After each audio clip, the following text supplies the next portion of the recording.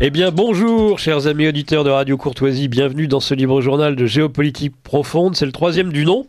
Alors, c'est le petit dernier des libres journaux de Radio Courtoisie et j'ai l'insigne honneur de le porter sur les fonds baptismaux de notre antenne. Je remercie Lara Stam qui m'accompagnera aujourd'hui comme chaque samedi. Bonjour Lara. Bonjour Nicolas, bonjour chers auditeurs. Et je serai votre fée clochette aujourd'hui. Oui, alors ça on expliquera peut-être dans un instant pourquoi vous serez en effet la fée clochette du libre journal de géopolitique profonde à l'avenir. Enfin en tout cas, nous faisons des essais dans la première rubrique qui est celle de la revue de presse. Virginie à la réalisation, on ne change pas les équipes qui gagnent sur Radio Courtoisie. Bonjour Virginie. Bonjour, merci d'avance pour cette réalisation. Au standard, je m'apprêtais à dire Patrice. Bon, il est peut-être en retard. Si tel est le cas, on le remercie d'avance. Et puis sinon, on s'enquérera de sa santé, de ses nouvelles. La mienne de santé, si vous entendez un peu que je parle du nez et que je suis en apnée profonde, ça amusera certains qui me le reprochent déjà. Mais alors là, ils vont pas être déçus. Ils vont en avoir parce que c'est extrêmement compliqué de ne parler qu'avec la bouche. De respirer, qu'avec la bouche. En général, on ne parle qu'avec la bouche, à part les pétomanes et autres. Ou les ventriloques. Je rappelle, chers auditeurs, la formule de cette émission, une revue de presse baptisée « De la fin des temps », une analyse macroéconomique avec l'un de nos experts financiers. Aujourd'hui, ce sera Andy Bussaglia. Nous ferons connaissance avec lui aux environs de 9h30. Et puis, un grand angle avec l'un des contributeurs du magazine Géopolitique Profonde. Cette semaine, ce sera Lucien Cerise, qui est bien connu des auditeurs de Radio Courtoisie. Alors, nous avons aussi la chance de recevoir à nouveau dans le studio le fondateur de la revue géopolitique profonde, Franck Pengam. Comme le disait l'un de mes anciens chroniqueurs, eh bien, monsieur le directeur, bonjour. Bonjour Nicolas, bonjour à tous, bonjour Lara. Je ne sais pas si le chroniqueur appréciera mon imitation de sa voix, et si certains auditeurs l'ont reconnu. Ah, j'en suis certaine, c'était très ressemblant. Alors, on va pas tarder à faire la revue de presse. On rappelle, alors juste une très courte introduction et puis peut-être les questions des auditeurs, Lara, avant de lancer. Il y a des réactions, mais... Oui, alors les réactions des auditeurs, allez-y. Alors, donc il y a des réactions des auditeurs très encourageantes qui nous félicitent. D'ailleurs, plusieurs de la part de notre amie Françoise, je peux me permettre de la citer, oui. Qui se plaint de ces mauvais placements également. Donc, on va profiter ensuite pour poser une des questions très concrètes sur les placements à Franck et ses équipes, justement, sur les bitcoins. Ah oui, alors elle a fait un bon jeu de mots, Françoise, je crois, entre roquette et raquette. Oui. Parce que je crois que l'entreprise... Roquette quoi? Pas raquette au moins, je plaisante. De notre spécial... Voilà, c'est Rocket Trading. Merci Franck, c'est Rocket Trading. Voilà.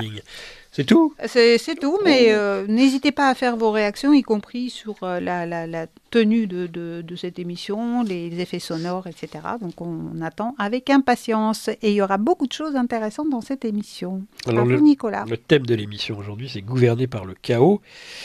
Chaos, l'antique serpent, tout droit sorti du néant, et cherchant à nous y faire retourner. Apophis pour les Égyptiens, et le mal incarné, il lutte chaque jour pour plonger le monde dans les ténèbres. Il est le représentant des forces mauvaises et de la nuit, personnification du chaos, de l'obscurité, cherchant à anéantir la création. Alors, qu'est-ce à dire gouverner par le chaos ? Le bruit crée-t-il de l'ordre ? La crise est-elle catharsique ? Catharsis. Ou l'entropie est-elle au contraire notre condition de mortel, valant autant pour l'homme que la civilisation ? Autant de questions que nous ne cesserons d'aborder dans ce libre journal de géopolitique. C'est comme pratiquement chaque semaine, par l'Ukraine, Gaza, d'une guerre l'autre, les chroniqueurs chroniquent. Ils changent de chronique. Ils vont de l'un à l'autre. Ils étaient beaucoup en Ukraine. Ils sont maintenant à Gaza. Nos généraux de plateau sont toujours aussi incompétent, que ce soit pour l'Ukraine ou que ce soit pour Gaza. C'est désespérant.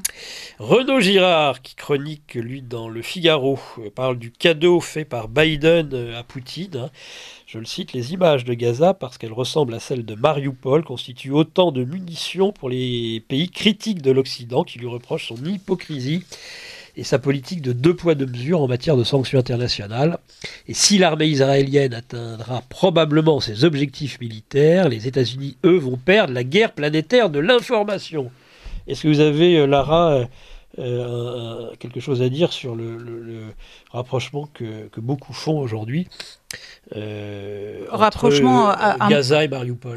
Rapprochement, à mon avis, vraiment malheureux de leur part, parce que effectivement, côté russe, ils se plaignaient de Mariupol et de ses souterrains. Aujourd'hui, quand ils font le rapprochement, ils sont vraiment mal placés. Ben oui, les souterrains de Gaza et les souterrains de Mariupol. Il fallait absolument exfiltrer la division Azov des souterrains de Mariupol, ces pauvres petits. Et là, les autres peuvent crever comme des chiens. D'ailleurs, on en reparlera de cette expression, crever comme des chiens. C'est une expression, et je le cite, je l'ai mis entre guillemets, que ce soit très clair, c'est pas dans mon vocabulaire, mais cette expression, on va y revenir, parce qu'elle ne correspond pas du tout au vocabulaire que nous connaissions en France et en Europe en général. Alors la Russie n'est pas défaite sur le plan militaire, technologique et stratégique en Ukraine, et ce malgré le poids de l'OTAN totalement impliqué dans la bataille. Elle continue une guerre d'attrition qu'elle finira par remporter, et oui, du simple fait de ses capacités de mobilisation très supérieures à celles de son voisin.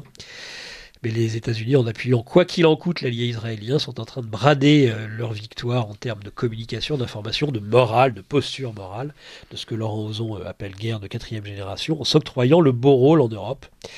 Car au Moyen-Orient, à Gaza, cette posture morale est ruinée à chaque bombe qui explose, à chaque hôpital qui est pilonné, à chaque dégât dit collatéral. Alors avant d'aller sur la rubrique suivante, cette petite clochette, je ne sais pas si elle dit un passage. Quelque chose à certains auditeurs qui suivaient à une époque Yvan Blot. C'est la sienne. C'est sa clochette qui m'a été remise par son épouse. Et qui débutait et ponctuait les séances de démocratie directe en Suisse dans les villages, surtout dans les petits villages, où ça donnait les Suisses, et ça donne toujours à la démocratie directe.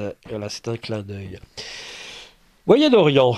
Des ambassadeurs français au Moyen-Orient manifestent leur inquiétude, comme quoi il ne suffit pas de supprimer l'ENA, de faire disparaître le corps des hauts fonctionnaires du Quai d'Orsay pour rendre totalement idiots et serviles nos diplomates. C'est un geste inédit dans l'histoire récente de la diplomatie française. Dans le monde arabe, plusieurs ambassadeurs de France au Moyen-Orient et dans certains pays du Maghreb ont collectivement rédigé et signé une note regrettant le virage pro-israélien pris par Emmanuel Macron dans la guerre entre l'État hébreu et le Hamas. Ces ambassadeurs affirment que notre position en faveur d'Israël au début de la crise est incomprise au Moyen-Orient et qu'elle est en rupture avec notre position traditionnellement équilibrée entre Israéliens et Palestiniens. Un jeune diplomate dit même « Nous sommes parfois accusés de complicité de génocide ». Alors, la chute d'une idole, conflit israélo-hamas toujours. Greta Thunberg critiquée en Allemagne après avoir appelé à un cessez-le-feu. Elle a arboré un kéfier noir et blanc lors d'une manifestation dédiée au climat la veille à Amsterdam. Elle dit en tant que mouvement pour la justice climatique, nous devons écouter les voix de ceux qui sont opprimés, de ceux qui luttent pour la liberté et la justice. Alors, elle a été interrompue par un homme qui a tenté de lui arracher le micro, affirmant être venu pour une manifestation écologique et non pour son point de vue politique. Oh, il parle d'autre chose que d'écologie, les écolos. Bonne blague. Tout le temps, en fait, tout le temps. De politique. Cette intervention marque, selon Volker Becker, le président du DIG, un groupe d'amitié germano-israélien, la fin de Greta Thunberg en tant qu'activiste climatique. Il conclut la haine d'Israël est sa principale cause. Ah, si ça pouvait être vrai, exil Greta. Des hommes et des bêtes. Israël-Hamas, encore et toujours. Émeric Caron, critiqué après ses propos sur les images des crimes du Hamas diffusés à l'Assemblée, tendant à les relativiser. Alors, réunis mardi soir à l'Assemblée nationale, une centaine de députés ont assisté à la diffusion des images des crimes du Hamas le 7 octobre en Israël, 43 minutes de projection desquelles les élus de la Chambre basse sont ressortis glacés. Alors pour le Bataclan, il avait fallu croire Fedek, qui était le rapporteur. Sur parole et sans image. Voilà, là on montre sans retenue et sans pudeur.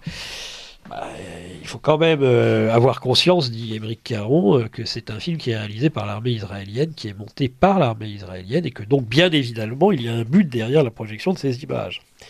Alors, le militant de la cause animale s'est attiré en retour les foudres de ses collègues, en particulier ceux du RN et de Reconquête, c'est amusant.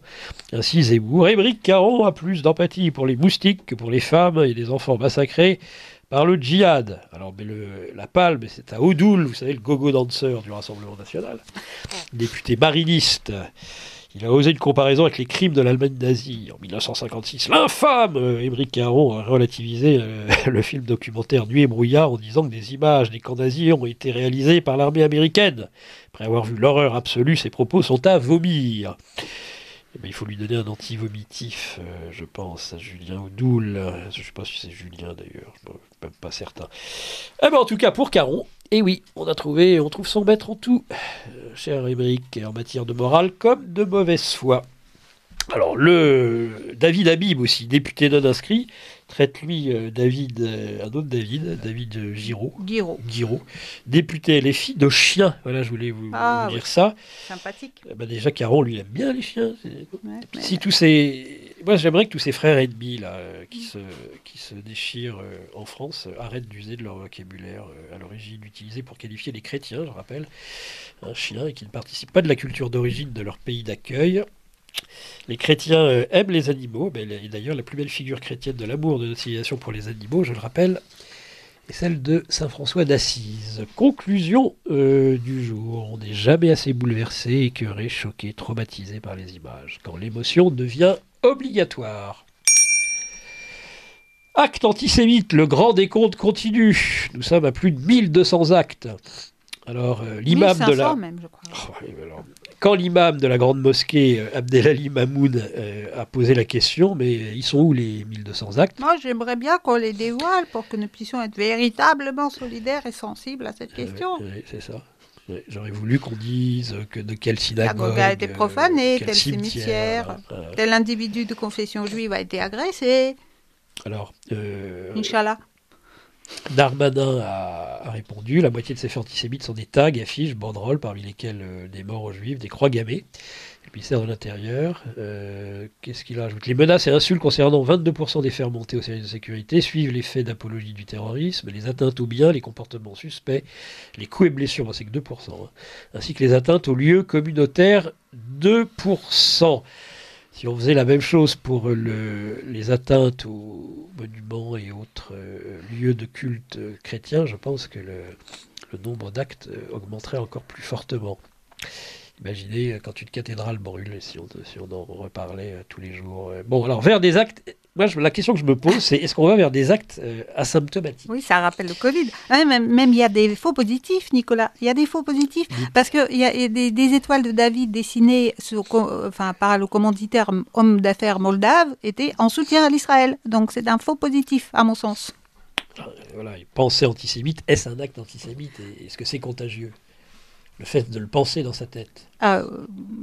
Faut croire que oui. Vous savez, il faudrait un vaccin, à mon avis. Ouais. Oui. C'est une gangrène, on rigole, mais c'est vrai que l'antisémitisme est une pure gangrène de l'esprit, on est bien d'accord. Alors, révisionnisme. Il y a des nouveaux révisionnistes aussi, oui. Eh oui. Moundir Koh-Lanta TV Réalité, formidable. Cyril Hanouna, l'ineffable Cyril, qui reçoit Elisabeth Lévy. La journaliste et polémiste est venue défendre ses propos prononcés ce matin sur CNews. L'antisémitisme, qui pose un problème de vie aux juifs, vient en général de musulmans. Donc les chroniqueurs dans TPMP sont amenés à réagir. Et Moundir Zougari, qui est la nouvelle recrue de cette saison, s'adresse à l'invité à travers une lettre d'excuse qui se veut une opposition au discours de l'invité. Alors qu'est-ce qu'il dit ? C'est un Français de confession musulmane qui vous parle. Nous, musulmans, on s'excuse d'avoir sauvé la France lors de la Seconde Guerre mondiale, conquise en 3 jours seulement par le nazisme. Nous sommes allés au front avec des prières qui visiblement ne dérangeaient personne à cette époque-là, pendant que la majorité des Français collaboraient bien à l'abri et qu'une infime communauté de héros résistait difficilement, tant la délation existait. Si je puis me permettre, c'est une lettre qui est en plus plagiée d'un poste d'une employée CGT publié en 2020 qui a été outrée par ce plagiat. Bon, elle l'a fait suite à l'assassinat de Samuel Paty. Alors, Gilbert Collard, de quel musulman parle Mounir? De Saïd Mohamedi, vice-président FLN de l'Algérie et volontaire dans la Wehrmacht, de la Légion nord-africaine de la Gestapo qui massacrait les résistants, des SS du grand moufti de Jérusalem. Hein? Et le révisionnisme a toujours de l'avenir. Ah, il a de l'avenir. Dédiabolisation du RN. Suite et fin peut-être. Le RN de la marche contre l'antisémitisme, ou RN qui est même allé à Saint-Denis. Contrairement à LFI, au PS et même à LR, ce sont les bons élèves de la classe. Alors, la marche du 12 novembre sera-t-elle retenue comme l'événement marquant la fin de la diabolisation du Rassemblement national? Elle vient parachever un processus initié il y a plusieurs années pour effacer les condamnations de Jean-Marie Le Pen.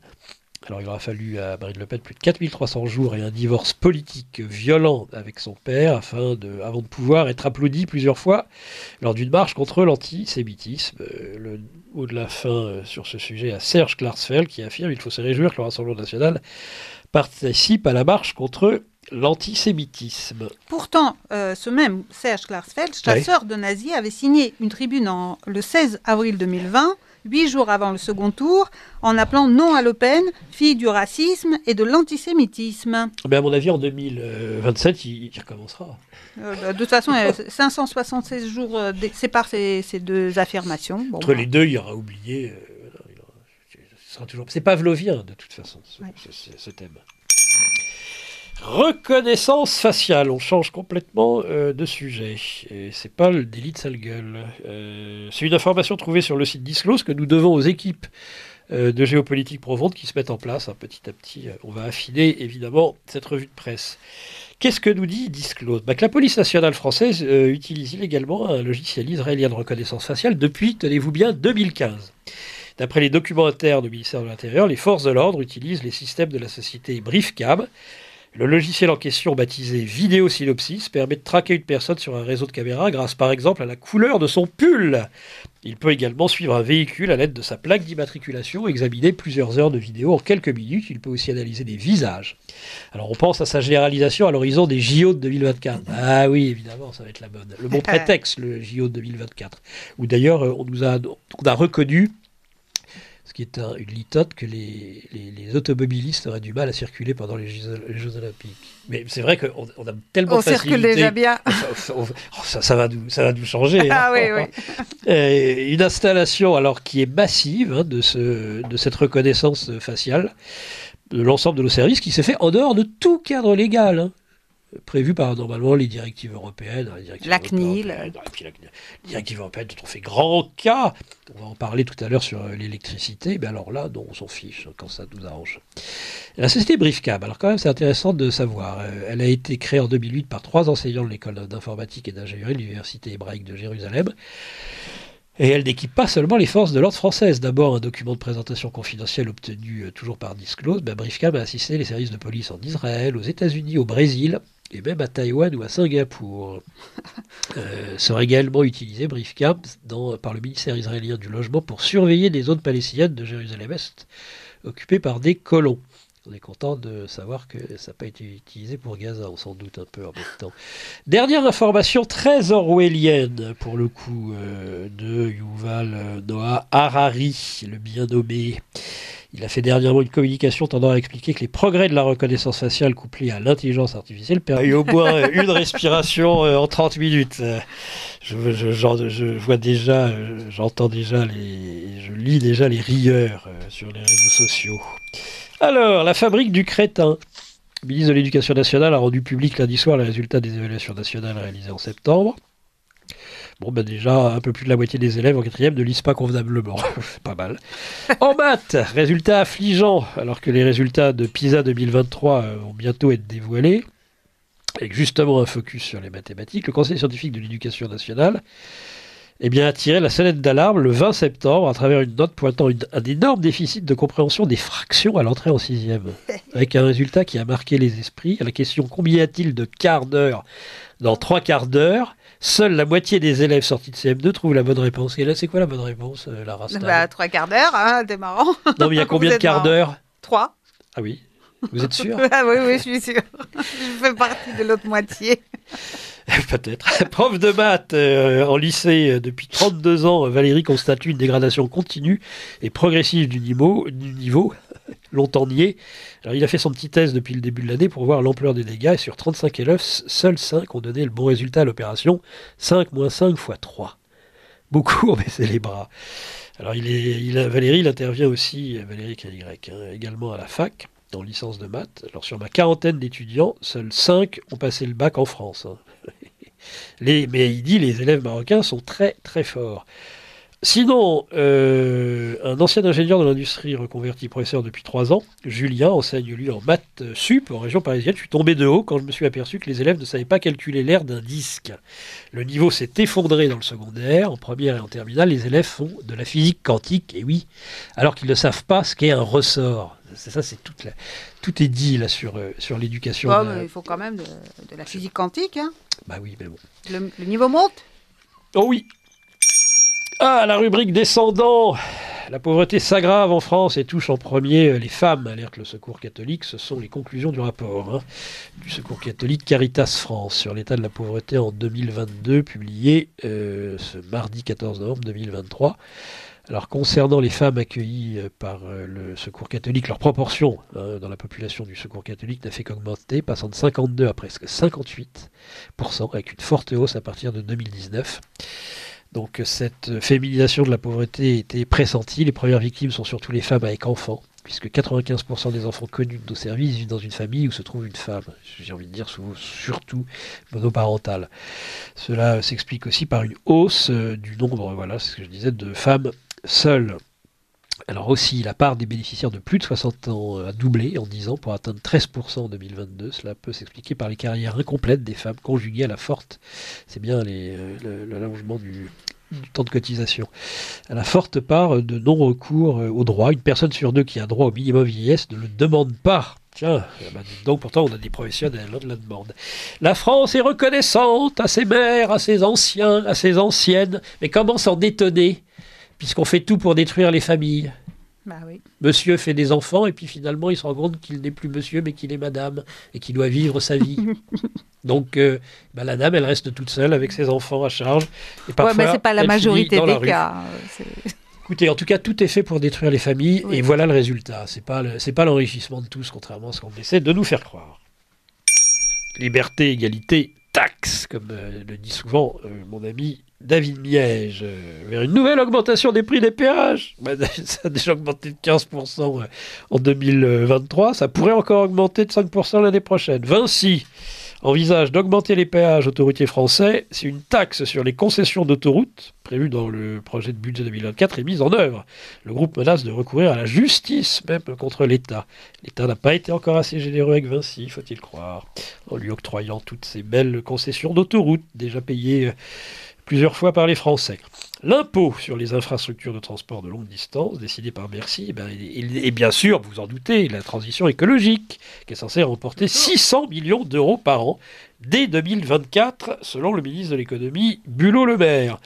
Alors, en matière de décarbonation des autoroutes, Pierre Coppet a signalé de nombreux besoins, multiplication des points de recharge électrique, oui, évidemment, développement des modes de transport partagés, et production d'énergie renouvelable et de longue voie. C'est magnifique. Électricité, l'objectif du dispositif annoncé ce mardi par les ministres et le PDG d'EDF, Luc Rémont, qui est beaucoup plus discipliné que l'ancien, est d'atteindre un prix moyen de 70 € le mégawattheure. Je croyais que l'énergie nucléaire, ça nous coûtait à peu près 10 balles. Bah oui, c'était ça. Mais bon. Alors ça va augmenter. Dispositif de l'AREN, pourtant, dont tant décrié, qui permettait entre autres aux fournisseurs alternatifs d'accéder à une partie de l'électricité à plus bas prix, 42 € le mégawattheure, prendra fin. Donc on pourrait penser que EDF pourrait à nouveau vendre au prix coûtant. Pensez-vous, 70 € par mégawattheure en moyenne sur 15 ans. Cela sera se traduire par des hausses de prix, mais elles seront limitées. Et les prix seront moins volatiles que par le passé. Donc, que ce fut difficile de trouver un point d'équilibre entre le pouvoir d'achat des Français, la compétitivité des entreprises, la situation financière d'EDF, dont je rappelle qu'elle est calamiteuse, la nécessité d'investissements massifs pour renouveler l'outil de production, on a pu voir l'hiver dernier ce que ça a donné, et des exigences de concurrence de la Commission européenne et la gardienne. Voilà. Donc en fait, c'est la concurrence par rapport à l'Allemagne. Oui. il n'y a pas de raison que vous ayez de l'énergie moins chère que la nôtre. Oui, le charbon coûte cher. C'est pas juste. Le charbon coûte cher. Oui, et n'est pas polluant, contrairement à l'énergie nucléaire, comme tout le monde le sait. Non, mais c'est même plus qu'on marche sur la tête. Rencontre Biden-Xi Jinping. C'est bien ça. Ils se parlent à nouveau. Ils se parlent. Ils ont même parlé de Taïwan. Je ne sais pas ce qu'ils ont dit. Alors, Biden, qui n'est pas une bourde près, traite le leader chinois de dictateur. Il dit, c'est un dictateur. Juste après la rencontre. Oui, c'est un dictateur dans le sens où voilà un homme qui dirige un pays communiste, qui repose sur une forme de gouvernement totalement différente de la nôtre. Il n'y a pas d'élection, donc il n'y a pas besoin de les truquer, Biden. Les élections, en Chine, on est assez d'accord. Le porte-parole du ministre chinois des Affaires étrangères a qualifié de manipulation politique la sortie du président américain. Alors il faut savoir que Blinken est en PLS. Il n'en revenait pas de ce qu'avait dit, de ce qu'avait pu dire Biden. Mais bon. Allez, on termine avec ces pensées conclusives. Moi, je suis désolé. C'est vrai que vous m'avez reproché cette semaine, Lara, de manquer d'empathie, mais quand même. Chaque semaine, ça séquence. Il y a eu la grosse tempête dont on avait parlé sur ce premier libre journal de géopolitique profonde. Puis la grosse inondation. Maintenant, nous avons la grosse chaleur. La grosse chaleur. Il y a un article dans la presse, enfin partout dans la presse, je crois que ça devait être une note de l'AFP. De l'autre côté de l'Atlantique, un nouveau record de chaleur a été battu mardi à Rio de Janeiro avec 58,5 degrés de température ressentie dans la mégapole brésilienne. Donc c'est pas pris près de la Terre. Non, mais là c'est du ressenti. Donc c'est réellement a priori ce que les gens, on va en reparler. Une grande partie du Brésil connaît depuis ce week-end une vague de canicule extrême. Alors, à aucun moment, ils disent qu'on est pratiquement en été. Oui, mais ça, ils s'en foutent. Ils ne disent pas, il n'y a pas besoin. À aucun moment dans les articles, ils en parlent. Une population qui n'arrive pas à savoir combien il y a de quarts d'heure dans 3 quarts d'heure ne va pas comprendre que là-bas, c'est l'hémisphère sud. Ah, oui, alors, la température nominale, elle, s'est levée à 39. Ah, mais ça, c'est pas 58. Rendez-vous compte qu'il y a une différence de ressenti aujourd'hui de 19 degrés selon nos experts. Donc 37,3, 37,8, mais enfin 39. On passe de l'un à l'autre. Sachant que le ressenti, j'ai envie de dire, il nous le dit suffisamment, c'est comme le ressenti de l'insécurité, c'est qu'un sentiment. C'est qu'un sentiment. Mais oui, c'est qu'un sentiment. Si votre fille se fait violer, ce n'est qu'un sentiment d'insécurité. Si votre maman se fait agresser dans la rue, comme a écouté notre ministre, tout ça, ce ne sont que des sentiments. Donc c'est pareil pour la chaleur. Ne vous inquiétez pas. Même si vous crevez de chaud, ce n'est qu'un sentiment. Voilà, on mélange tout. Et puis comme ça, la tambouille, elle est bonne. Elle est bien bonne, la tambouille. Alors en France, pareil. Alors il nous explique que les plages sont encore fréquentées sur le littoral. Il fait 27,7 à Cannes, il fait 25,8, je ne sais où. Enfin chez nous, il fait ni chaud et il pleut beaucoup. Donc la grosse canicule, ils repasseront en tout cas. Et on termine par, bien sûr, surmortalité impossible à prouver en matière de vaccin, mais tout de suite, un rapport avec la chaleur. Vous savez, cette surmortalité. Là, dans le scénario d'un réchauffement planétaire de 2 degrés Celsius d'ici la fin du siècle, on nous dit que les décès annuels liés à la chaleur devraient augmenter de 370%. 370% d'ici 2050, soit une multiplication par 4,7. Alors là, je pense qu'il n'est pas de fort en maths, lui. Il est passé par la fabrique du crétin. Je ne sais pas si ça fait 4,7. Franck Pengam, qui est en face de moi, qui est fort en maths, lui, c'est ça 370%, ça fait une multiplication de 4,7. Alors, je ne suis pas fort en maths du tout. Oui, bon, on demandera peut-être à nos auditeurs. Oui, ou nos auditeurs peuvent nous dire si c'est vrai. C'est le Lancet qui a produit ça. Vous savez, ceux qui expliquent que l'hydroxychloroquine et l'azithromycine associés, ça ne sert à rien. Alors, des sécheresses plus fréquentes, exposant des millions de personnes au risque de mourir de faim, des moustiques voyageant plus loin et transportant des maladies infectieuses. Ils voyagent tout seuls avec les petites ailes. Vous savez, c'est pas les avions. Traverser les océans. Et des systèmes de santé peinant à faire face au fardeau figurent dans les grands dangers évoqués dans ce rapport qui présente 47 indicateurs. Vous vous rendez compte ? Alors, le mot de la fin pour le secrétaire général des Nations Unies, Antonio Guterres, vous savez, celui qu'Israël considère comme n'étant pas digne de représenter l'ONU, qui ne cesse d'alerter sur le changement climatique, a répondu au rapport en jugeant que l'humanité est confrontée à un futur insupportable. Au moins carrément. Nous voyons déjà donc la catastrophe pour la santé et la vie de milliards d'humains dans le monde. mis en danger par des chaleurs records, des sécheresses dévastatrices pour les récoltes, des famines croissantes, des flambées grandissantes de maladies infectieuses, des tempêtes, des inondations meurtrières. Vous chouchoutez là, Nicolas. A-t-il pointé dans un communiqué? Bon, moi là, j'abandonne. Merci, chers auditeurs, de cette écoute.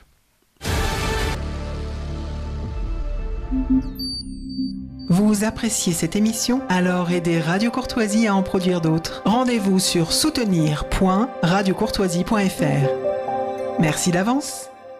Voilà, chers auditeurs, nous sommes dans ce livre journal de géopolitique profonde. Lara nous quitte plus tôt que prévu aujourd'hui. Exceptionnellement. Eh bien, exceptionnellement, eh bien bon. La fée clochette s'en va. Plus de fée clochette dans ce livre journal de géopolitique profonde. Mais sinon, tout le monde est bien là. Franck Pengamé est toujours là. J'espère que cette rubrique vous a fait un peu rire quand même. Oui, c'était très sympa. Non, ça va. Et la clochette permet de séparer les parties. Bon, on va essayer. On va voir si on la continue. On verra aussi ce que nous disent nos auditeurs. Est arrivé, on peut déjà tout de suite le saluer, il est bien aimé, bien connu et bien aimé des auditeurs de Radio Courtoisie, il interviendra tout à l'heure, c'est Lucien Cerise, bonjour à vous. Bonjour, merci pour cette invitation. Merci d'être venu et d'être dans ce studio aujourd'hui, mais c'est l'heure, comme vous le savez, de la rubrique de macroéconomie, de conseils économiques et financiers. Et nous avons aujourd'hui la chance d'avoir Andy Bussaglia avec nous par Zoom. Bonjour Andy, et bienvenue sur Radio Courtoisie. Bonjour Nicolas, bonjour à tous, ravi d'être avec vous sur les ondes. On est très content de vous avoir. Vous êtes gestionnaire de fortune et de patrimoine. Alors plutôt genre surdiplômé, hein, Master 1 de finance, Master 2 de gestion du patrimoine, avec des diplômes universitaires de droit fiscal européen, d'ingénierie et management des patrimoines immobiliers. Vous avez eu une multitude de nominations, lauréat de Grand Prix de patrimoine jeune diplômé 2010 organisé par l'AGFI Actif, nommé au Trophée de la gestion du patrimoine en 2015, Trophée de la gestion du patrimoine 2019, 2021 en lauréat. Vous participez à la rédaction d'articles dans la presse économique et financière. Alors avec un Master 2 de finance, gestion du patrimoine en poche, et attiré par le métier de la gestion du patrimoine en tant qu'indépendant, vous avez donc débuté dans un cabinet de gestion privé à Grenoble, c'est bien ça ? Exactement, en 2010, une fois le diplôme en poche, effectivement, j'ai commencé avec un cabinet privé. J'ai toujours été attiré par le monde des indépendants. Et du coup, j'ai passé 5 ans effectivement dans ce cabinet de gestion privée où j'ai eu la chance de pouvoir m'occuper d'une clientèle qui était issue du secteur du digital. Il a pu m'occuper de grands noms de l'industrie digitale. Et donc ensuite, en 2015, j'ai pu évoluer et m'associer dans un cabinet de gestion de patrimoine de taille un peu plus importante. Là, vous étiez associé, c'est encore autre chose que salarié, hein, c'est ça. Exactement. Voilà, on prend du galon. Et oui. Et donc là, j'y ai passé 7 ans, effectivement.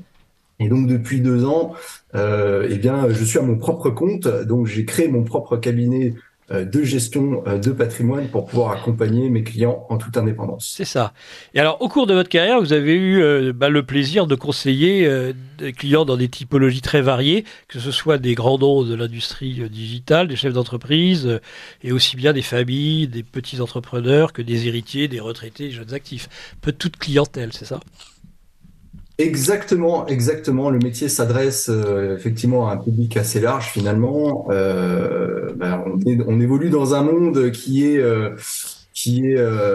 assez. On est dans une situation assez inédite. Je pense qu'on va avoir l'occasion d'en reparler puisque effectivement des placements soi-disant bons pères de famille ont perdu beaucoup de valeur dernièrement et donc la situation est vraiment inédite pour le coup et mérite un accompagnement au plus proche. Alors justement, Andy Bussaglia, l'une de vos spécificités dans le domaine du conseil financier, et ça la plupart des intervenants, dites-vous, ne l'intègrent pas, vous dites que nous subirons inévitablement une forme d'érosion monétaire aggravée au cours des prochaines années, et que certains de vos collègues n'adaptent pas leurs conseils en ce sens, en proposant des produits non protégés du risque d'érosion monétaire. À l'extrême, ça pourrait terminer même aux monnaies de singe, c'est bien ça ?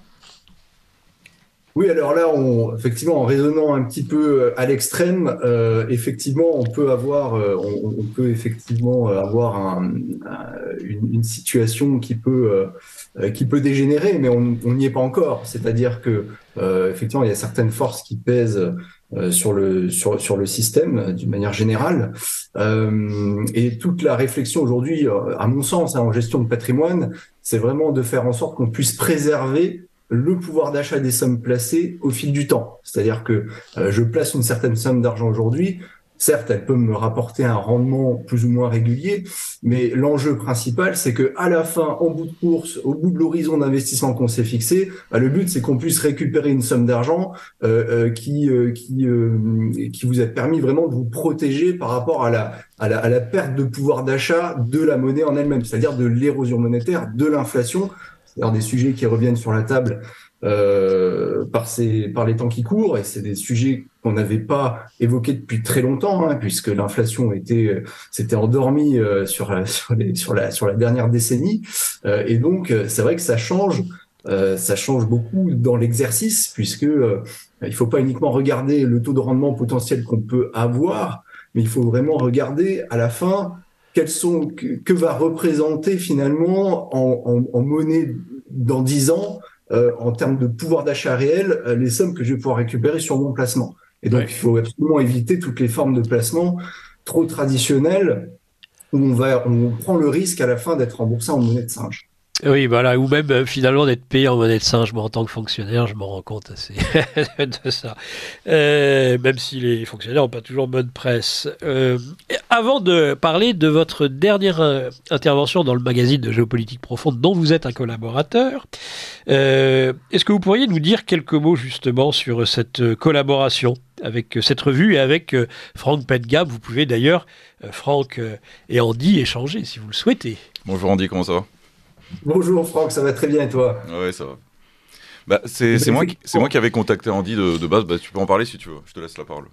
Oui, effectivement, avec plaisir. On a une belle collaboration avec Franck, puisque c'est vrai que dans le cadre c'est peut-être ma particularité et la particularité du cabinet Mon Bureau Patrimonial, c'est que je passe beaucoup de temps à faire vraiment de la veille sur les sujets macroéconomiques, et donc à essayer de comprendre, à essayer de décrypter ce qui est en train de se passer sur les marchés financiers pour pouvoir adapter les stratégies d'investissement au fil du temps. Et donc, effectivement, j'anime un site de macroéconomie qui s'appelle thinkcgp.com, qui est plutôt destiné aux initiés, parce que ça reste assez complexe. Là, je reprends de manière brute l'information macroéconomique. Et ensuite, dans la revue Géopolitique Profonde, en fait, je fais une synthèse qui est un peu plus destinée au grand public, qui est, on va dire, traduite dans le langage courant. Voilà, on sort un peu du champ des professionnels, on s'adresse plutôt au grand public et de manière compréhensible, pour pouvoir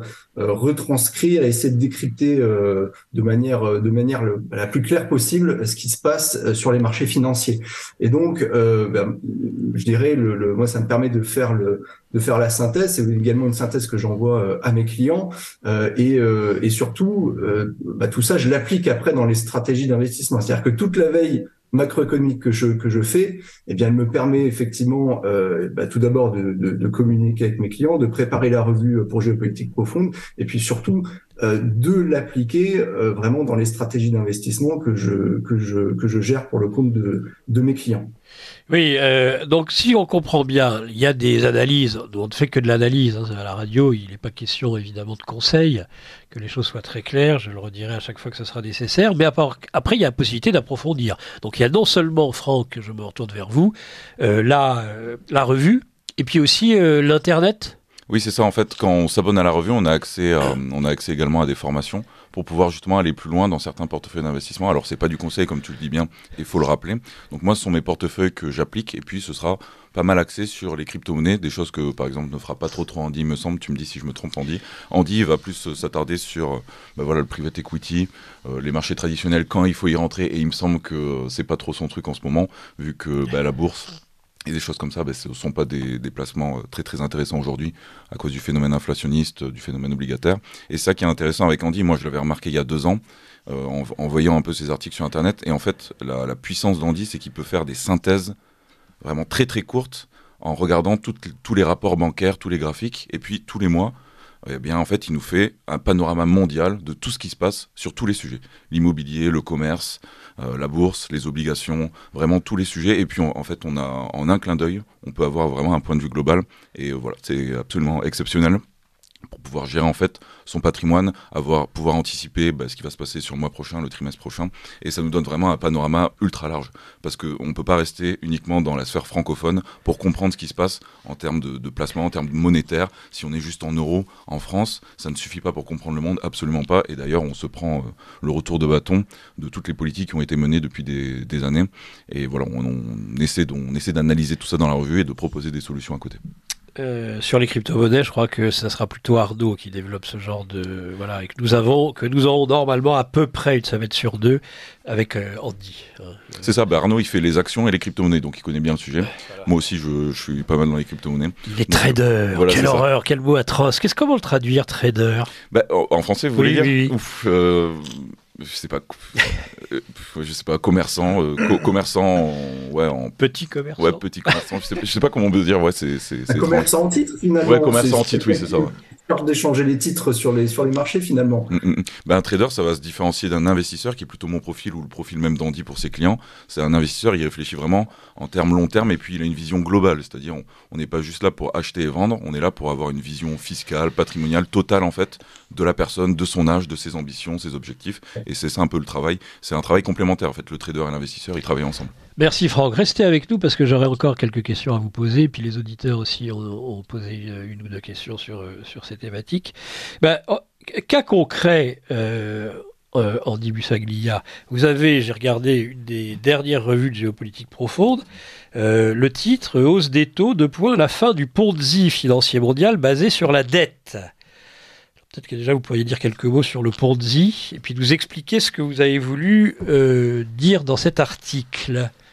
Ah, c'est un titre qui interpelle. Alors bon, c'est un petit peu provocateur parce que on n'est pas forcément à la fin du Ponzi. Hein, on a pu le vérifier. Qu'est-ce que c'est un Ponzi? Moi, je sais pas ce que c'est. Et puis alors, j'ai du mal à le dire avec le nez bouché. Le Ponzi, oui, avec le nez bouché, c'est plus dur en plus. Non, alors le Ponzi, c'est le fait de pratiquer la fuite en avant. Hein, c'est-à-dire que le Ponzi à l'extrême, c'est un schéma dans lequel il faut qu'il y ait toujours plus de monde qui participe. Il faut faut toujours pédaler plus fort en fait pour que le vélo continue d'avancer. Si on s'arrête, le système tombe. Non, en fait, ce que je voulais simplement évoquer, c'est pour prendre un petit peu de recul. Effectivement, ça fait quand même 40 ans qu'on est dans une situation où les taux n'arrêtent pas de baisser.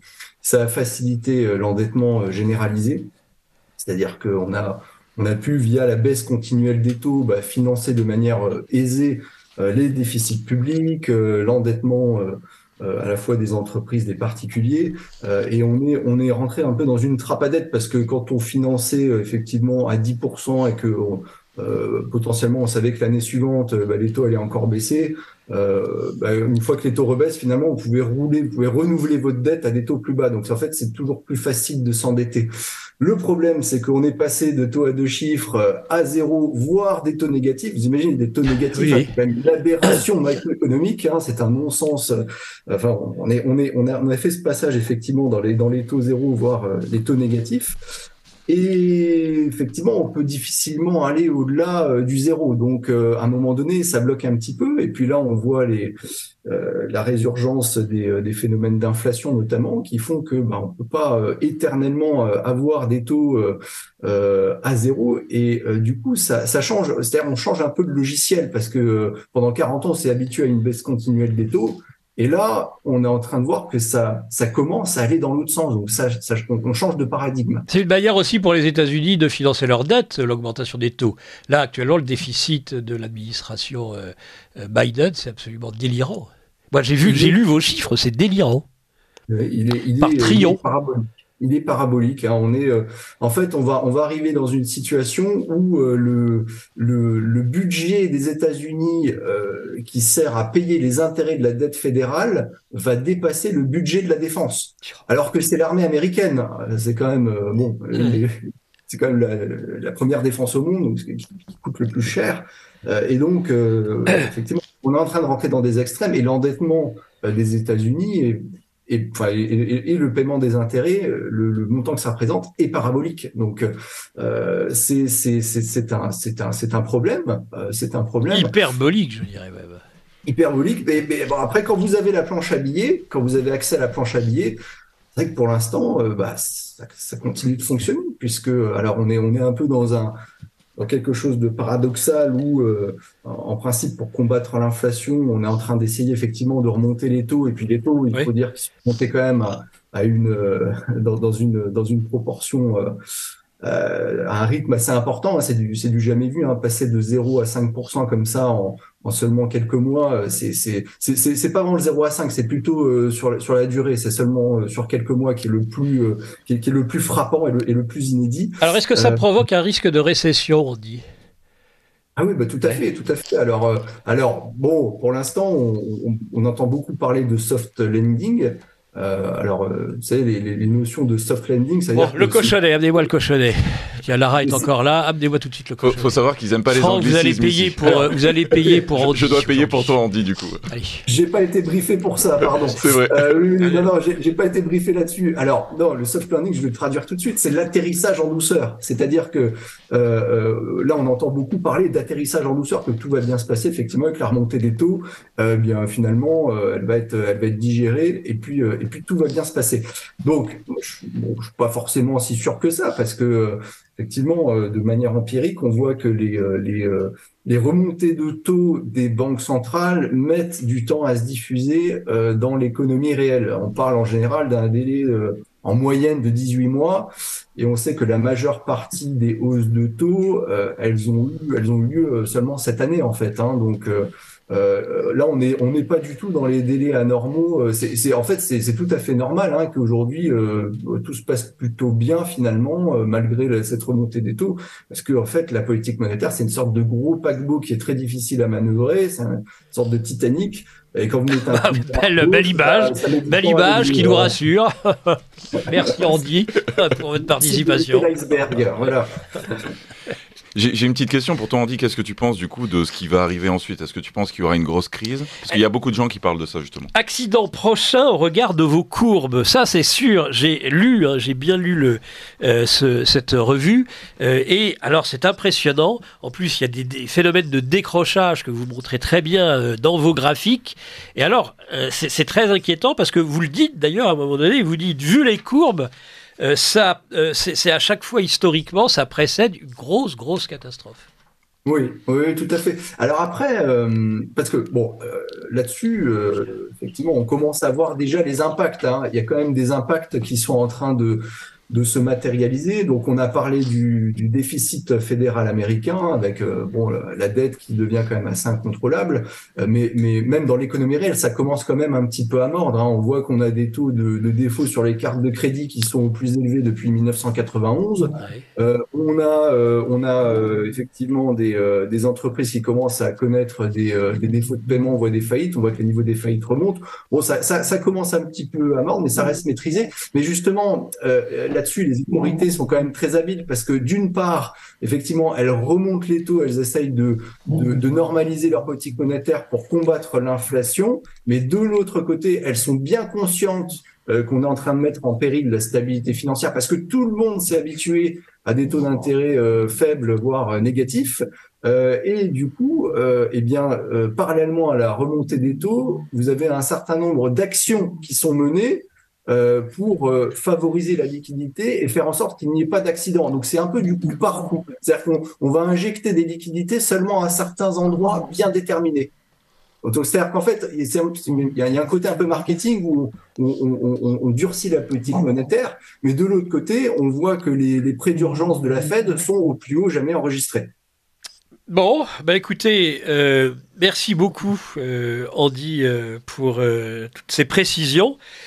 On se retrouvera dans une prochaine émission. Vous pouvez rester un moment parce que je vais encore poser une ou deux questions à Franck Pedgap sur l'aspect économique avant de terminer cette émission sur le grand angle avec Lucien Cerise. Merci en tout cas pour toutes ces précisions, Andy. À vous. Franck, moi je rappelle quand même que vous avez écrit 2 livres sur la géopolitique de l'or et l'industrie minière. Vous êtes spécialisé dans des placements asymétriques et décentralisés. Et dans votre dernière revue, vous écrivez un article, BRICS, vers un retour de l'étalon or. Alors est-ce qu'on est à l'orée d'une dédollarisation finalement de l'économie et des finances mondiales? Et puis est-ce que c'est réellement une bonne idée? C'est une bonne question. Donc ça fait quand même des années, ça fait bien une décennie qu'on parle de dédollarisation. C'est un phénomène particulièrement enclenché par la Chine. Aujourd'hui, il y a une recrudescence à cause des BRICS+. Il y a eu une grande réunion en août dernier qui permet de faire rentrer de nouveaux pays dans les BRICS et des pays plutôt importants et qui sont plutôt compétiteurs à l'international. Par exemple, on a l'Arabie Saoudite et l'Iran dans les BRICS qui vont arriver là le mois prochain, en janvier plutôt.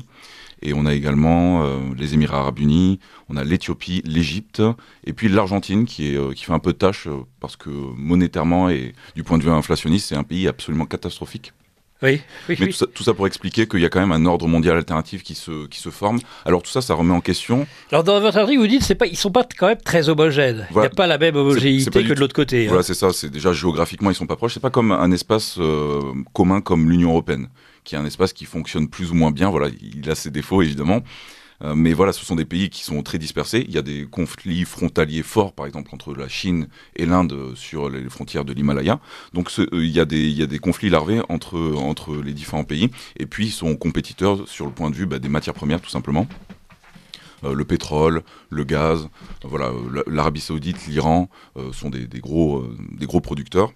Donc en fait, voilà, ça ne peut pas former un bloc commun homogène comme pourrait l'être, par exemple, le bloc atlantiste, notamment de l'Union européenne et des États-Unis. Malgré tout, ils ont quand même une volonté de dédollariser le monde qui est certaine parce que tout simplement, le dollar, ça correspond à 60% des échanges mondiaux aujourd'hui. Les devises des banques centrales, c'est pareil, environ 60% en dollars, et puis après, ce sont les autres devises. L'euro sera la deuxième devise en réserve dans les banques centrales, mais le dollar reste extrêmement puissant. Et sur le marché des matières premières, il faut savoir que les BRICS sont un bloc de matières premières, ils produisent énormément de métaux précieux et industriels, de gaz et de pétrole, ce qui fait fonctionner l'économie et la croissance. Sans ça, on ne fait pas grand-chose, on ne fait pas de technologie, on ne fait pas marcher les voitures, on ne fait pas de vêtements, on ne fait rien en fait. Donc ils sont indispensables. Donc ils sont absolument indispensables, mais le problème c'est que 90% des échanges de matières premières se font en dollars. Et quand on a des pays comme la Russie qui sont complètement sous embargo, ça pose un énorme problème. Et dont un des problèmes dont vous parlez, qui douche un peu les espoirs d'une dédollarisation rapide, c'est ce qu'a rencontré la Russie avec l'Inde. Oui, voilà, donc en fait, c'est en fait le problème de tout, c'est quand on veut échanger des matières premières ou des biens agricoles, peu importe, entre pays, en général, on utilise le dollar, comme je viens de le dire. Si on change de devise, c'est-à-dire qu'on doit, entre les BRICS par exemple, on doit utiliser de la roupie indienne, on doit utiliser du yuan chinois, ça pose d'énormes problèmes, parce que ce sont des devises qui ne sont pas fortes et qui perdent de la valeur dans le temps. Et surtout, personne n'en veut en fait. Et donc, on ne peut pas échanger d'autres biens. C'est-à-dire que, par exemple, si la Russie veut vendre du blé à l'Inde, eh bien, elle va récupérer des roupies, en théorie, s'ils arrivent à s'accorder sur ça. Et donc, ils vont récupérer énormément de roupies indiennes qu'ils vont garder en réserve. Mais le problème, c'est qu'est-ce qu'ils en font derrière ? Ils doivent échanger la roupie, par exemple, sur du dollar ou échanger des biens avec. Mais voilà, tout ça, ça coûte cher. Il y a des frais, des spreads derrière. Donc, en fait, ce sont des situations assez complexes à résoudre. Et c'est pour ça qu'il y a une idée de monnaie pour le bloc commun qui émerge, qui serait potentiellement basé sur un panier de matières premières ou alors sur l'or. Voilà, ce sont les théories. Pour l'instant, ce sont des idées. Encore une fois, c'est ce que je voulais dire aussi précédemment. Ça remet en question tout le système tout le système de Bretton Woods depuis la fin de la guerre mondiale. Donc, ce sont vraiment des processus profonds, lents, et ça va pas émerger demain, quoi. Construire une monnaie, on l'a vu avec l'euro, c'est pas simple. Ça nécessite déjà d'avoir une stabilité budgétaire commune entre les pays, ça nécessite d'avoir beaucoup d'accords, c'est extrêmement compliqué, et pour moi... Oui, la fameuse convergence économique et financière et budgétaire. Oui. On le voit avec l'Union européenne qui est quand même un bloc relativement homogène par rapport aux BRICS en tout cas, faire une monnaie commune avec des pays aussi différents, avec des monnaies faibles, des monnaies fortes, des productions industrielles, des productions agricoles, donc voilà, c'est extrêmement compliqué de niveler tout ça pour pouvoir faire des échanges communs. Donc sur ce projet-là, je leur souhaite bon courage, mais je pense que ça verra pas le jour non plus demain. Très bien. Bah écoutez, donc vos conseils, que ce soit pour Andy Busaglia, que ce soit pour vous, Franck Pegab, on les retrouve aussi sur la revue et sur Internet. Voilà, c'est ça. Pour ceux qui veulent aller plus loin, pour voir les articles d'Andy, vous pouvez vous abonner à la revue Géopolitique Profonde. Tous les mois, vous aurez des analyses essentielles pour comprendre ce qui se passe dans le monde. Et ça va vous permettre en fait de mieux comprendre certains sujets et surtout de prendre les meilleures décisions possibles ensuite. Merci à tous les deux. Alors j'en ai oublié, avec Pafé Clochette, j'en ai oublié d'annoncer, parce que normalement on annonce la rubrique financière avec la cloche de la bourse qui débute à la hausse. Est-ce qu'on peut peut-être la mettre en mémoire, Virginie? Oui.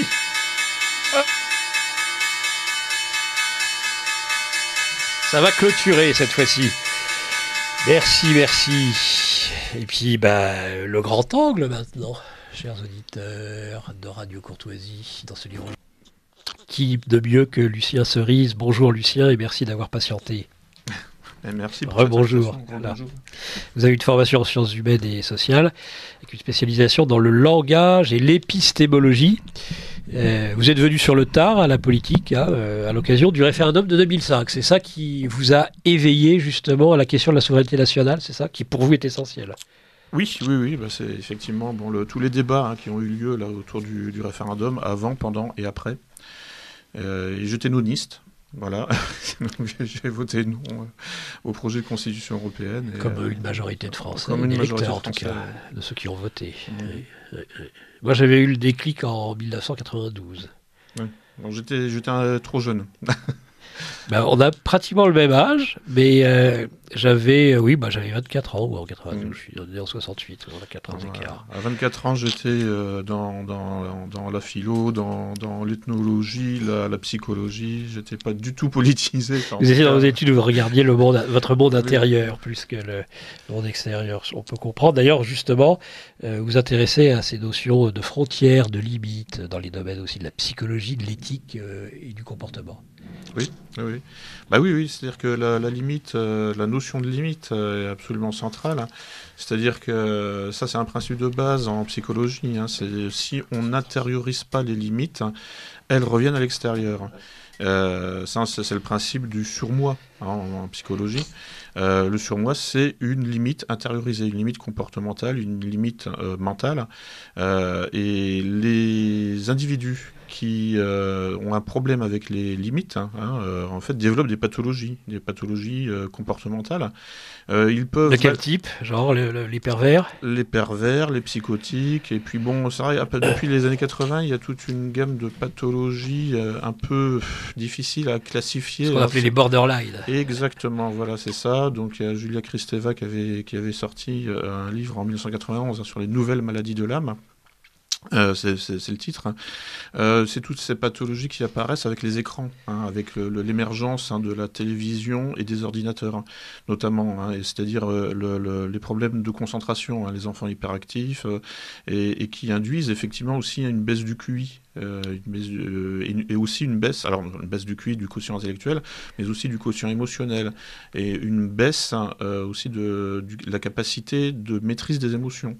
Le self-control. Et donc, tout ça, en fait, produit, effectivement... alors j'ai donné comme titre à cet article dans le numéro... On va en parler, mais c'est intéressant de vous entendre déjà sur ces domaines où on pourrait... et d'ailleurs... Moi, c'est ce que je souhaite, c'est-à-dire que les experts de géopolitique profonde, vous reveniez assez souvent et que cette émission soit un peu aussi votre émission et que vous y veniez en invité permanent, si j'ose dire, les uns les autres. On a déjà reçu Laurent Ozon, ainsi que Pierre-Antoine Plaquevent. Vous avez d'ailleurs, je crois, commis une postface sur un livre de Pierre-Antoine Plaquevent, Lucien Cerise. Oui, alors c'est son livre sur Soros et la société ouverte.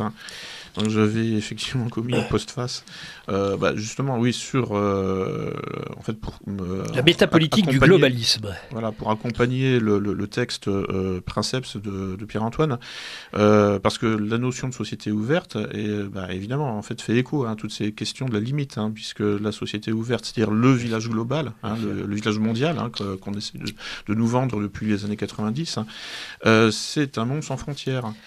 C'est peut-être pour ça qu'on voit des extraterrestres partout maintenant. On cherche à trouver la frontière ailleurs, au-delà, la nouvelle frontière.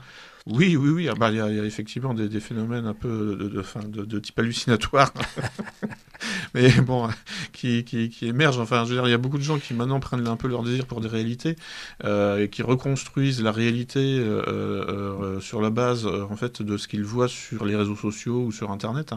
Mais tout ça va dans le même sens que, effectivement, le mondialisme, c'est-à-dire le projet d'en finir avec les frontières nationales. Et toutes les frontières, y compris les frontières de sexe, enfin les frontières de genre, les frontières ethniques. Il faut en finir avec les isolats ethniques. À la limite ça se fait tout seul, parce que c'est vrai que les progrès techniques réduisent les distances automatiquement. Enfin, je veux dire, c'est les moyens de transport qui facilitent les déplacements géographiques et qui effectivement nous entraînent dans une espèce de vaste métissage généralisé. Non seulement des identités ethnico-culturelles, mais aussi informationnelles. Enfin, c'est-à-dire l'information aujourd'hui circule à la vitesse de la lumière avec Internet. Donc on est dans cette espèce de mélangisme complet, intégral, où en fait beaucoup de gens commencent à avoir du mal à poser des limites. Il y a une psychose généralisée à l'échelle de la planète Terre, et qui frappe les gens moins armés psychologiquement. Je vois autour de moi des gens qui basculent vraiment dans la psychose, dans la reconstruction complète de la réalité depuis les informations qu'ils trouvent sur les réseaux sociaux, par exemple. Qu'est-ce que vous inspire la fameuse formule du pape François quand il a voulu remettre à sa place Trump, qui construisait son mur à la frontière mexicaine, qui disait un bon chrétien, ça ne construit pas des murs, ça construit des ponts. Oui, d'accord, mais enfin bon, c'est une espèce de... Oui, enfin, on dit que, par exemple, les droits de l'homme, c'est les valeurs chrétiennes devenues folles. C'est-à-dire que, moi, à cela, j'oppose un principe qu'on pourrait dire chrétien aussi, c'est charité bien ordonnée commence par soi-même. Donc, quand les États-Unis connaîtront à nouveau la prospérité, peut-être qu'ils pourront se permettre de construire des ponts. Maintenant, il faudrait peut-être qu'ils s'occupent des pauvres américains, enfin des pauvres sur leur territoire, et donc des pauvres aux États-Unis, avant de s'occuper de la misère des autres pays. On ne va pas accueillir toute la misère du monde chez soi, surtout quand on est soi-même déjà misérable. Donc c'est une question de hiérarchie des priorités. Moi j'avais écrit à une époque sur le je m'étais intéressé à la permaculture. Oui, c'est intéressant d'ailleurs. Voilà, et en fait la permaculture consiste à envisager l'environnement de manière concentrique, donc avec moi au centre.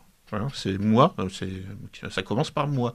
Et ensuite, mon environnement immédiat, et voilà. Et donc, j'élargis ensuite mes centres d'intérêt en fonction de la distance géographique. Donc, effectivement, je dois me préoccuper d'abord de moi, ensuite de mes proches, ensuite de mon quartier, de ma ville, de mon pays, de mon continent, et éventuellement, si j'ai le temps, de la misère du monde. C'est la fameuse formule de Jean-Marie Le Pen sur la préférence entre sa famille, ses proches, et puis petit à petit son voisin, et son étranger lointain. Jean-Marie Le Pen faisait de la permaculture. Voilà, en politique. Et oui. Absolument. Vos autres ouvrages du suprémacisme blanc, peuple autochtone et Great Reset en 2021, et de l'Ukraine, la guerre hybride de l'OTAN en 2022, quel est l'éditeur? C'est éditeur Culture et Racine ou pas? Oui. Dans tous les cas de figure. Enfin, pour ces deux-là, en fait. Enfin, pour le suprémacisme blanc et la guerre hybride de l'OTAN, c'est Culture et Racine, oui. Très bien. Alors, venons-en justement au dernier article que vous avez écrit dans Géopolitique profonde, Wokisme, immigration LGBT, le déclin anthropologique des Européens. Alors, expliquez-nous déjà ce que vous appelez le déclin anthropologique des Européens. Alors, le titre est un clin d'œil au colloque de l'Iliade de 2023. dont le titre était justement le déclin anthropologique des Européens. Donc, ce que j'entends par là, en fait, c'est un phénomène de dégénérescence qui est assez visible. De toute façon, il n'y a pas besoin d'aller très très loin pour constater un phénomène aussi de tiers-mondisation, un phénomène de clochardisation, donc un phénomène de paupérisation, donc un phénomène de régression socio-économique qu'on peut constater depuis les années 80-90 en Occident, depuis la fin des Trente Glorieuses, mais qui à cela vient s'ajouter une deuxième couche de régression et donc de sortie de la prospérité, et qui attaque le psychisme. Donc on a commencé à en parler un petit peu tout à l'heure, c'est-à-dire que le problème de la transmission de l'information par l'écran, c'est que en fait les boucles de rétroaction au niveau de la récompense sont plus courtes que quand l'information se transmet par le livre. Oui. Donc alors faudrait refaire une sorte de, faudrait adopter je vais faire un peu de médiologie au sens de Régis Debray. Oui, bien sûr. Donc l'information dans un premier temps se transmet oralement. Ensuite par écrit, mais par la copie manuelle, c'était les moines copistes qui recopiaient des Bibles. L'invention de l'imprimerie permet d'industrialiser la transmission de l'information. On constate à cette occasion une baisse une montée de l'athéisme, une baisse du niveau de croyance, du niveau de pratique. Tout à fait. Pour une raison très simple, c'est que le texte sacré étant industrialisé, reproduit à échelle industrielle, il y a un phénomène de désacralisation.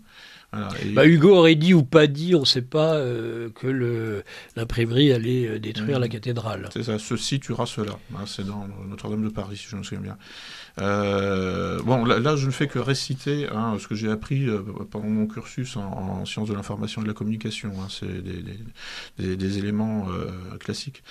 Et puis, donc, ensuite, on passe à la transmission de l'information par l'image. Alors il y a toujours évidemment, parfois il y a encore du texte écrit, évidemment, mais je me souviens dans les années 90, quand l'internet civil a émergé, il y avait des grands débats à la télévision, dans les médias, pour dire mais est-ce que internet ne va pas tuer le livre ? Et oui. C'est ce qui s'est passé, techniquement. Voilà. Oui. Et en fait, le problème, c'est que quand on lit sur un écran d'ordinateur, en fait, on regarde une image, premièrement. C'est pour ça qu'on peut lire plus longuement, indépendamment de la fatigue oculaire. Mais l'image de l'écran de l'ordinateur crée une excitation cérébrale supérieure à celle de la page. Oui. Il y a la luminosité qui nous arrive en pleine figure, à mon avis, entre autres.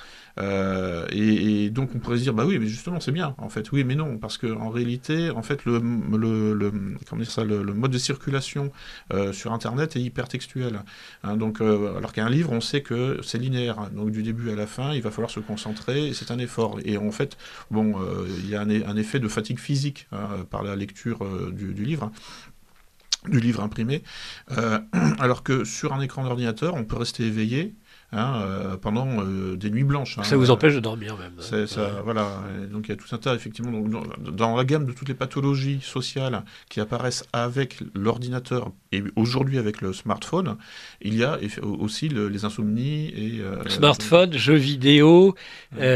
Michel Serres, même si s'en félicitait, on se demande comment il pouvait s'en féliciter avec une petite poussette, vous savez, il expliquait que dans les sphères cérébrales, il y avait une surreprésentation chez les enfants du pouce aujourd'hui, des pouces. D'ailleurs, on voit que les jeunes, les adolescents n'utilisent pas le même doigt pour leur téléphone digital, c'est-à-dire qu'ils utilisent le pouce aussi, là où l'adulte aujourd'hui, en tout cas l'adulte, on verra quels seront les futurs adultes que sont aujourd'hui nos adolescents ou adolescents, mais ils utilisent l'index, ce qui montre à mon avis beaucoup de choses aussi. Voilà, et donc oui, en plus le pouce est un symbole courant pour dire oui j'ai compris, on peut coller, on peut mettre une émoticône, c'était un petit symbole de pouce, et ça dispense d'écrire oui merci j'ai compris. C'est ça. Donc, c'est une espèce de hiéroglyphe. Absolument. Et donc, alors voilà, le gros problème de tout ça, en fait, c'est que ça fait monter l'intolérance à la frustration, hein, c'est-à-dire en fait l'intolérance au travail. Oui. Ça fait baisser la capacité de concentration, hein, et donc ça réduit, hein, ce que je disais tout à l'heure, en fait la boucle de rétroaction au niveau de la récompense. Hein, c'est bon parce qu'en fait nous sommes comme des souris en réalité. En fait, hein, on fonctionne avec des stimuli et donc action-réaction. Et donc en fait, quand vous êtes sur un smartphone et que vous sautez de fragments d'information en fragments d'information, hein, c'est la navigation hypertextuelle, on a déjà ça sur l'internet classique. On est dans un rapport à l'information qui est purement jouissif, mais qui n'est pas linéaire. Hein, et qui est en quelque sorte un peu, un peu hystérique en quelque sorte. Hein, c'est-à-dire qu'on est dans la nouveauté perpétuelle. Réclamé, donc hystérisé. Voilà, oui. Et puis donc il y a une rumeur, hein, qui dit que les Chinois, par exemple, ont 2 applications TikTok. Il y en a une pour les Chinois, hein, avec des vidéos qui durent longtemps, et puis il y en a une pour les Occidentaux. Hein, d'ailleurs, c'était un article sur Géopolitique Profonde, hein, une traduction, hein, je me souviens que c'était il y a 3 mois, 6 mois, quelque chose comme ça. Apparemment, c'est confirmé, hein, effectivement. C'est-à-dire que les Chinois livrent une sorte de guerre psychologique. Dans les guerres hybrides, rendre plus stupide l'adversaire, ça fait partie de... Voilà. Donc ce sera une guerre cognitive pour attaquer, hein, le fonctionnement du cerveau des Occidentaux, hein, en fait, en leur habituant à ne plus travailler. Ça marche très bien, hein, je trouve. Oui, ça... Ça marche très très bien. Lucien Cerise, alors arrivons maintenant... On pourra reparler de cela pendant des heures dans d'autres émissions, certainement. Mais revenons-en maintenant à cet article dans Géopolitique Profonde, ou Wokisme, immigration, LGBT. Alors les 2 piliers idéologiques et programmatiques de l'Union européenne, dites-vous, sont l'immigration extra-européenne et le LGBT. Oui, tout à fait, oui. C'est revendiqué. Hein. C'est même les 2 piliers quasiment de l'OTAN. Alors, aussi, hein. Voilà, j'allais y venir. Est-ce que vous pouvez développer justement sur l'OTAN? C'est étonnant, normalement, une communauté de défense militaire dont les 2 piliers seraient le LGBT et la diversité. Et la diversité en général. Oui, il y a des... Vous avez des exemples? Oui, bien sûr, oui. Bon, alors, je crois que c'est tous les 17 mai ou tous les 17 juin. Enfin bon, le 17 mai ou le 17 juin, il y a la journée internationale contre l'homophobie, la transphobie, la blablabla, toute la liste là. Et donc tous les ans, le secrétaire général de l'OTAN, hein, Jens Stoltenberg, fait un communiqué pour dire vive le LGBT, je suis très fier de travailler avec mes collègues LGBT, et en plus, de toute façon, la société ouverte ne s'arrête pas aux LGBT. Hein, à l'OTAN, nous interdisons toutes les discriminations, quelles qu'elles soient, donc de race, de sexe, d'âge et même de handicap. Hein. C'est-à-dire que là, on voit un phénomène complètement stupéfiant, hein, c'est qu'effectivement, au sein des effectifs militaires des pays de l'OTAN, aujourd'hui, il y a une promotion du handicap. Hein. Alors, non mais... C'est peut-être pour ça qu'ils utilisent les Ukrainiens pour se battre. Hein. C'est plus des soldats d'opérette, alors. Voilà, c'est le handicap mental, hein, concernant les Ukrainiens. C'est comme une entreprise, en fait. Oui, non, mais c'est ça. C'est en fait, alors que c'est une armée. Ce sont des armées. Voilà, mais disons que l'idéologie dominante, hein, du privé et du public en Occident, hein, c'est celle de la diversité inclusive et de la société ouverte. Donc il est interdit, hein, par le politiquement correct, hein, et par le wokisme, hein, qui en est la succession, qui dérive du politiquement correct, il est interdit de discriminer quoi que ce soit. Bon, donc encore une fois, on se retrouve dans cette espèce de mélangisme complet à caractère psychotique. Hein, le psychotique n'arrive plus à distinguer l'intérieur de l'extérieur. Hein. Ouais. Ça, c'est un symptôme classique. Hein.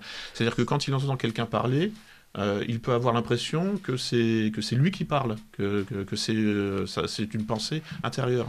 Et où, quand il parle, il peut avoir l'impression qu'en réalité, c'est quelqu'un d'autre qui parle à sa place. Hein, ce phénomène. Ouais, c'est relativement problématique. N'est-ce pas, Franck Pendia? Voilà, donc c'est cette confusion liminaire, enfin cette confusion entre l'intérieur et l'extérieur qui domine l'idéologie dominante, hein, du monde occidental aujourd'hui, et dont on voit toutes les déclinaisons, hein, mais des déclinaisons handicapantes. Et quasiment, de toute façon, il n'y a plus d'intériorité du tout dans le monde occidental. Tout est rejeté à l'extérieur. L'objectif étant toujours de s'accaparer de tendre vers l'extérieur. La dimension d'intériorité, qui entre autres est développée du fait des livres dont vous parlez, complètement disparaît. Ah oui, bien sûr, oui. Et plus grave que cela, peut-être, en fait, c'est-à-dire qu'il y a une sorte d'injonction à ne plus respecter l'intériorité des autres non plus. Enfin, je veux dire, en fait, c'est cette espèce de métissage généralisé. C'est le pervers. La limite de l'autre n'existe pas. C'est-à-dire qu'en fait, le pervers connaît les limites, mais il joue avec, mais il les connaît. Alors que le psychotique, en fait, lui ne se rend même plus compte qu'il y a des limites. Enfin, il rentre chez vous, il s'assoit, et puis il ne voit pas où est le problème. Donc voilà, donc là on est dans justement la transgression de toutes les limites et de toutes les frontières, et donc dans le supranationalisme et donc dans l'organisation c'était le slogan du pacte de Marrakech, les migrations raisonnées, raisonnables, donc aujourd'hui en fait c'est au-delà même de l'Occident, puisque là c'est l'ONU, c'est l'Office international pour les migrations, et avec donc leurs représentants donc à Bruxelles, qui aujourd'hui prône les bienfaits de l'immigration et les bienfaits de la circulation interminable des individus sur la planète. Il ne doit plus exister finalement. Il doit. Oui, parce que là j'ai un petit problème de micro. Eh oui, c'est la technique qui est venue quand même intervenir. Merci Virginie. C'est donc les. Là, j'espère qu'on m'entendait quand même avant. Ah ben non, je vous entends très bien. Oh là, vous inquiétez pas, bien sûr. Non, parler 30 minutes dans le vide. Bon, on va recommencer. Non, je plaisante. C'est bien sûr. On vous entendait très bien. Vous savez, avec mon casque, je le sais. C'est vrai que il y avait Virginie étant une puriste, voulait que l'écoute soit optimale pour l'auditeur. Et c'est maintenant le cas. Très bien. Oui. Où en étions-nous ? Voilà, oui. Donc, en fait, donc tous ces grands projets d'ingénierie sociale, de reconstruction de la société sur finalement des bases qui permettraient de transgresser toutes les formes identitaires classiques. A un impact sur la santé mentale, sur le tonus émotionnel et sur la santé mentale de nos contemporains. Mais c'est un phénomène typiquement occidental, bien que... Alors, justement, c'est occidental, je me permets d'intervenir à ce moment-là, mais vous expliquez dans cet article de Géopolitique profonde que c'est contagieux, que ce genre de maladies sont extrêmement contagieuses, bien plus que le virus de la grippette pour le coup, et que nos amis d'abord d'Europe de l'Est... les Russes essaient de résister un peu, mais ne résistent pas si bien que ça. C'est les fameux Polonais. C'est très intéressant ce que vous écrivez sur la Pologne aussi. On pensait qu'ils résistaient. Ils résistent sans résister, dire qu'ils sont à la fois ils arrivent à être à la fois très identitaires, comme les Ukrainiens, même parfois néo-nazis chez les Ukrainiens, et en même temps LGBT. C'est-à-dire que cette double face, même ça, c'est devenu possible, selon vous, Lucien Cerise. Oui, parce qu'en fait, il y a deux lignes temporelles qui se chevauchent en ce moment. C'est-à-dire que les pays de l'Est sont encore les héritiers de la période soviétique. La période soviétique se distinguait justement du capitalisme et du libéralisme par sa fermeture. Ils étaient pseudo-révolutionnaires, mais véritables conservateurs. Oui, alors, et le capitalisme à l'inverse, selon vous, c'est ça ? Voilà, ça c'est la formule que j'ai trouvée. C'est-à-dire que le capitalisme est conservateur en théorie, mais progressiste en pratique. En tout cas, le capitalisme s'est présenté, et l'OTAN notamment, se sont présentés comme l'OTAN s'est présenté comme le bras armé des conservateurs occidentaux, nord-américains et européens, contre la menace rouge, la menace bolchevique. Et à l'inverse, le communisme a été progressiste en théorie, mais s'est révélé conservateur en pratique. Alors, il y a eu un phénomène... Donc, cette inversion des pôles, en fait, existait déjà et était sous-jacente avant même l'effondrement du rideau de fer et du mur de Berlin. Bien sûr, oui, puisque... Mais elle se révèle totalement après. Voilà, c'est devenu évident dans les années 60, puisque en Occident, on a connu la révolution sexuelle, avec les hippies, etc., Woodstock, et donc la libération sexuelle, qui n'a pas eu lieu...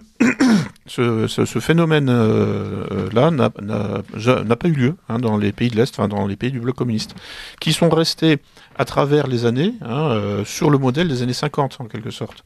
C'est-à-dire que, moi j'avais de la famille dans les pays de l'Est, de l'autre côté du rideau de fer, en période de guerre froide, jusque dans les années 80-90, c'était comme des Français des années 50. Ils n'avaient pas intériorisé la révolution sexuelle, et donc, justement, la fin des limites, par exemple, en France, c'est à partir de mai 68, que l'école n'est plus que l'école devient mixte. Donc on commence à rassembler, en fait, on commence en quelque sorte à mélanger là les genres, puisque avant il y avait l'école des garçons, il y avait l'école des filles. Mes parents ont connu cette période-là. Moi, je suis né après, je n'ai connu que l'école mixte. Et donc il y a donc tous ces phénomènes donc de société ouverte libérale qui ont été un peu théorisés par Karl Popper, qui était le maître à penser de George Soros dans les années 50. Lui-même donc a théorisé l'ingénierie sociale comme étant un outil libéral pour ouvrir les sociétés fermées et pour protéger ces sociétés ouvertes de la menace totalitaire communiste dans les années 50-60. Et donc en fait, alors justement cette fermeture du modèle soviétique communiste, en réalité a protégé les populations, premièrement de cette révolution sexuelle et puis de cette espèce d'hystérie générale de la société avec le rock'n'roll, la pop musique et le jeunisme qui arrive en fanfare dans les années 60. C'est-à-dire que la référence n'est plus un vieux barbu, la référence sociale, le surmoi en fait n'est plus représenté par un vieux barbu, c'est-à-dire en fait je sais pas, Jéhovah, Dieu, je ne sais quoi, mais non, ça devient en fait un jeune qui danse. Sur Instagram. Et aujourd'hui sur Instagram, ou à l'époque, dans les années 60, à Woodstock. Voilà. Un jeune plutôt de sexe féminin, plutôt joli à regarder. Donc, alors il y a un texte. Là, alors on a vu les limites dans le désert, aux frontières de Gaza. Quand on croit qu'il n'y a pas de frontières, justement. On voit le résultat. Ouais.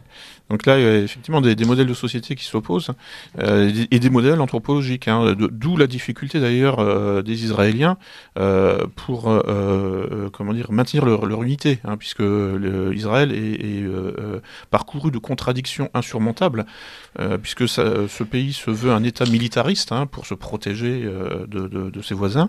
Donc un État fondé sur des valeurs traditionnelles, viriles, patriarcales, etc. Mais en même temps, c'est un morceau de l'Occident. Donc Netanyahou disait lui-même qu'il défendait les LGBT contre les juifs orthodoxes.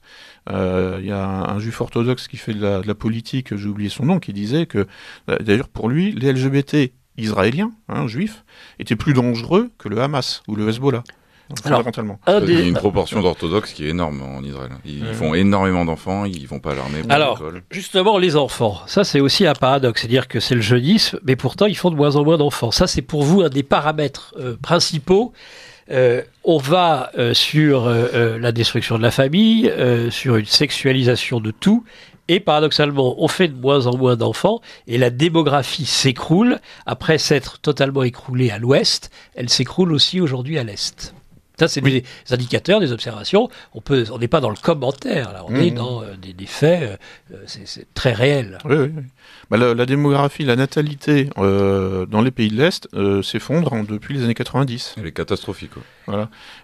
Jusque dans les années 90, les gens, les habitants du bloc communiste faisaient en moyenne 3 ou 4 enfants par famille.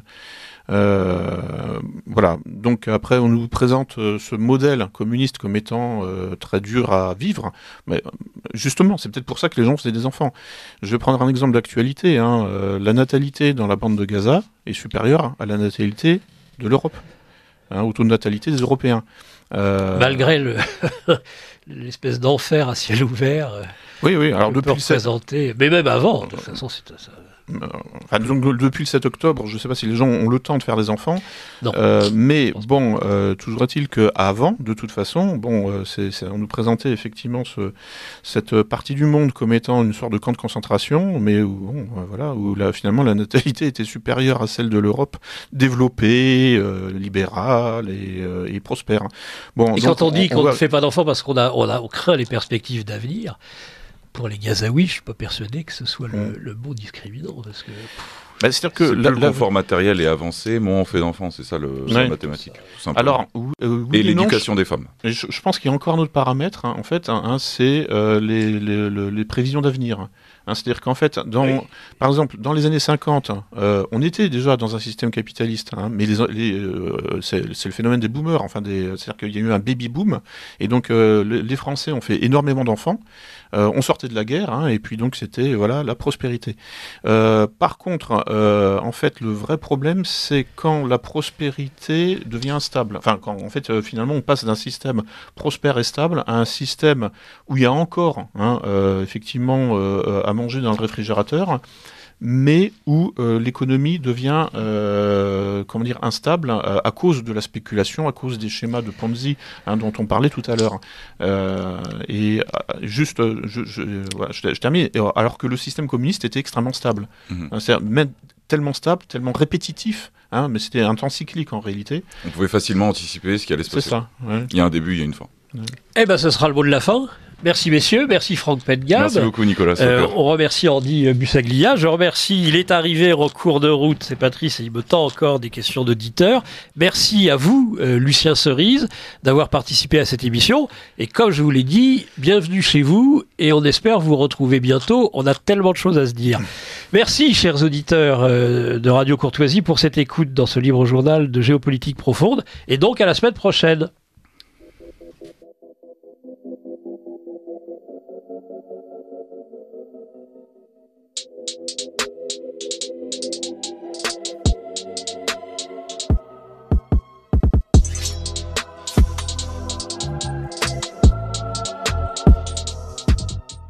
Vous venez d'entendre Géopolitique profonde, dirigée par Nicolas Stocker, assisté de Lara Stam, diffusé en direct sur Radio Courtoisie, samedi 18 novembre 2023 de 9h à 10h30 et réalisé par Virginie.